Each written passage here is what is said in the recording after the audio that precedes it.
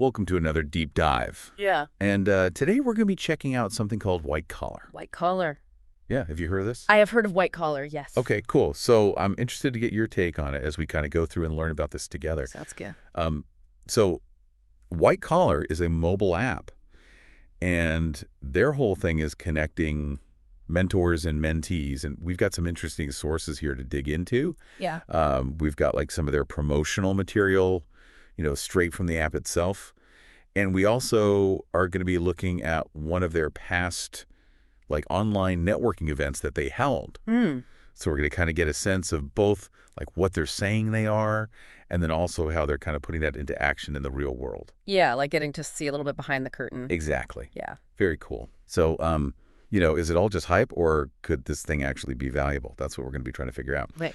So they build themselves as a virtual mentorship platform using an algorithm to connect people. So, very much like kind of a Match.com for mentorship. It's like they're leaning into that pretty hard in their marketing. Yeah, exactly. And it is a subscription model. Okay. But they really right away emphasize accessibility and affordability. Right. And just the idea that mentorship is for everyone. You can join as a mentor, as a mentee, or even both. Okay, so you can kind of wear both hats. Yeah, exactly. Interesting. So what do you make of that? Like this whole idea of using an algorithm to connect people for mentorship? Well, it's definitely an interesting approach, and I can see the appeal, particularly, in today's world where everything is so, fast-paced and digital. Right. But I think there are also some potential pitfalls there. Algorithm can only take you so far. Right. It can analyze data, but can it really capture the nuances of a good mentor-mentee relationship? Yeah, that's a great question. There's that human element that's so crucial to mentorship.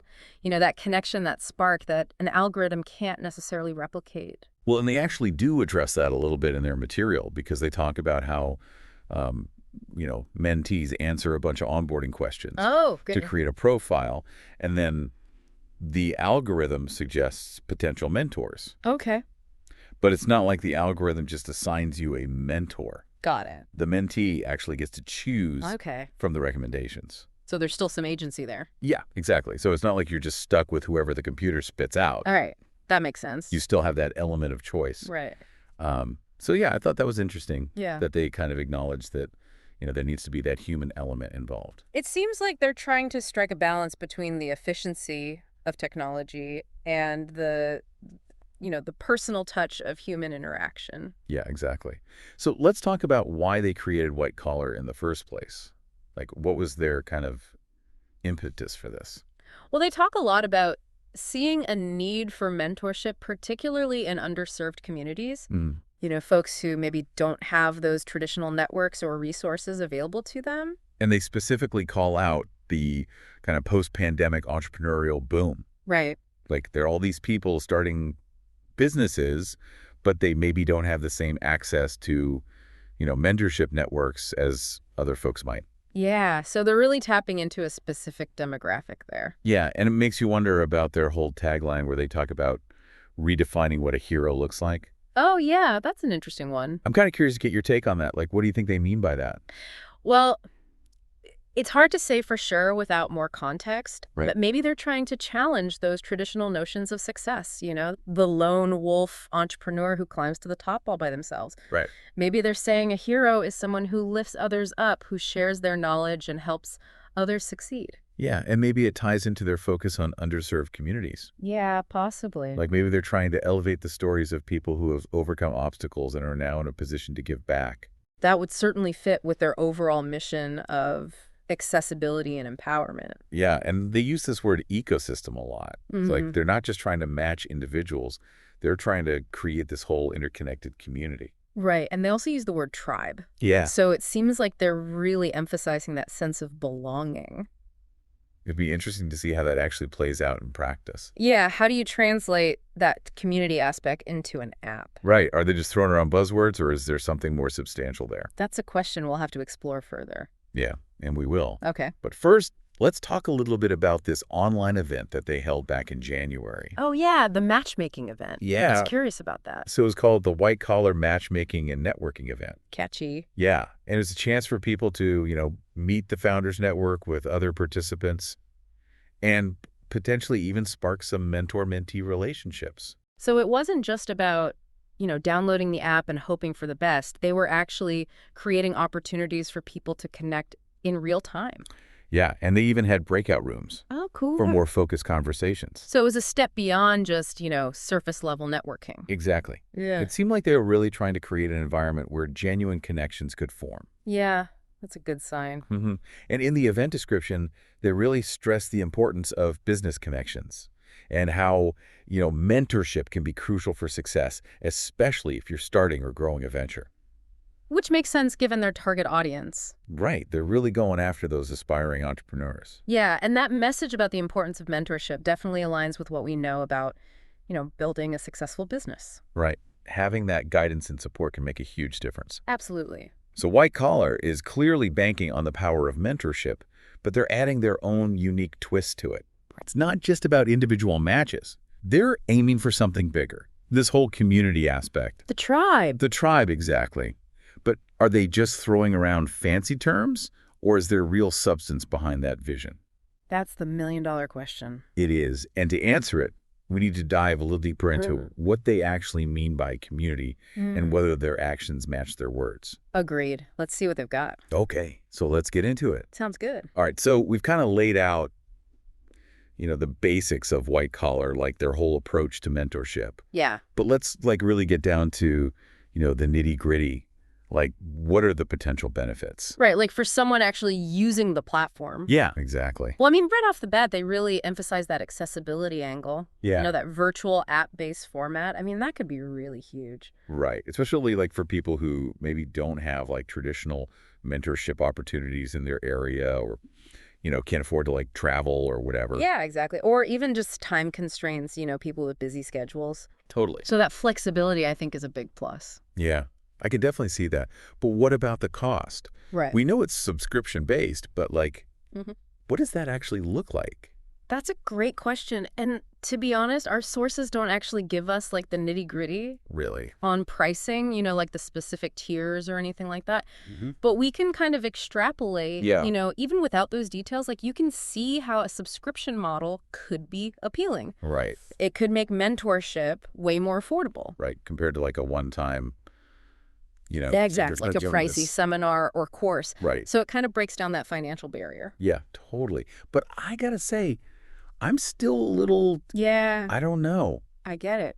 wary of this whole like algorithm thing. Right. Like, how can you possibly program something Yeah. to capture like, To capture the magic. the magic Right. of a good mentor-mentee match? You're hitting on a really crucial point there. Like algorithms, they're not mind readers. Right. They can, analyze data, they can crunch numbers. Yeah. But they can't replicate human intuition Right. or that like spark of connection. Totally. And even though, the mentee gets to choose Yeah. from the recommendations, they're still working within the confines of whatever that algorithm spits out. Exactly. And that brings up another potential drawback. Right. The lack of in-person interaction. Yeah. I mean, virtual mentorship, has its perks, obviously, like the flexibility, the convenience, but it's not the same as being in the same room with someone. Right. And I've had mentors where just like their presence, their body language, Yeah. like the way they tell a story, it adds so much. Yeah. You know? And it's hard to replicate that through a screen. It really is. Yeah. And also, I think it's important to remember that not all mentors are created equal. Oh, totally. Like, just because someone has expertise Right. doesn't automatically make them a good mentor. Right. You need other qualities, Yep. like empathy, communication skills, a genuine desire to help others grow. Right. Like actually wanting to be a mentor. Exactly. And those are things an algorithm can't really measure. No, absolutely not. So it sounds like White Collar, like any tool, Right. has strengths and limitations. Yeah, it's not a magic bullet, Right. but it could be a good resource, for the right person. Exactly. So how do you know if it's right for you? Well, I think it really comes down to personal needs and preferences. Yeah. Like, are you comfortable with a primarily virtual interaction? Do you thrive in those kind of online learning environments? Yeah.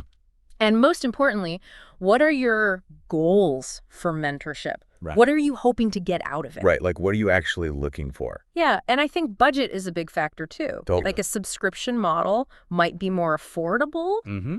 than some other options, but it's still an investment. Right. You got to weigh those costs. Absolutely. So it's about finding that balance. Yeah. Like accessibility versus, depth of interaction or of affordability versus like really personalized guidance. I think you nailed it. Yeah. It's about finding that balance. Cool. Okay, so Why? we've talked about like, the pros and cons, the whole algorithm thing. Mm-hmm. But there's still this like big Right. question mark looming over all of this, which is this whole community aspect. Community. Right. Yeah. Like they keep saying community, the tribe, the ecosystem. Right. It's like they're going beyond just like matching people Yeah. and trying to create this whole, A whole experience. it's like this whole world. Right. But is it just marketing hype or is there something more to it? Yeah. Are they putting their money where their mouth is? Exactly. That's what we need to find out. Okay, so we talked about like all the nuts and bolts of the app, the algorithm, the format. Right. But I'm still kind of hung up on this community thing. Yeah. They really are leaning into that language. Yeah, they're ecosystem tribe. Yeah. It's like they're going for something way more. It's very evocative. Yeah, exactly. Like they're trying to paint a picture of something bigger. Right. And, it does make me think back to that online event we talked about. Yeah, with the breakout rooms. Exactly. Because it's like, okay, they're not just like throwing people into this app and being like, Yeah. all right, go find a mentor. Right. There's some thought put into how to facilitate those connections. Exactly. Like they're trying to design that interaction. Yeah. And I'm wondering, like, Mm-hmm. is it possible to like truly create a sense of community? Yeah, in an app. Yeah. Like, how do you translate something that intangible It's a great question. into like lines of code, Right. Well, I mean, think about what makes a community work in the real world. Okay. Shared values, Mm-hmm. sense of purpose, opportunities for interaction and support. Right. It seems like they're trying to build those things into the platform. Okay. And what about that whole tagline? Uh, Like redefining the hero. redefining what a hero looks like. Yeah. Maybe that ties into this somehow. It's pop. Like, what if their idea of a hero isn't like, the lone wolf entrepreneur, Right. but it's someone who's actively helping others succeed? Contributing to the community Yeah, rather than just focusing on individual achievement. exactly. It's a different kind of heroism. Right. And I think that could be really powerful, Oh, absolutely. especially for people who, don't have those traditional networks. Yeah, like imagine a community Mm-hmm. where seasoned business leaders Mhm. are like actively championing the next generation of entrepreneurs. Yes. And not just sharing knowledge, but like, Connections, resources. yeah. Like opening doors that might have otherwise been closed. Right. It's like a totally different model of mentorship. It really is. But I do think it's important to acknowledge, like, What's there? community building takes time. Oh, absolutely. It can't be forced. It has to happen organically. Right. They can create the platform, the opportunities. Provide the space Yeah. But ultimately, it's up to the people using it to make it their own, to make it a community. to nurture those relationships. Yeah. And that's where like the human element comes back in. Totally. Like no algorithm can guarantee that people will click Exactly. or that they'll form genuine bonds. Right. Or that they'll actually participate. Right. Contribute to that shared sense of community. It's like you can lead a horse to water. You can't make it drink. Yeah, exactly. Yeah.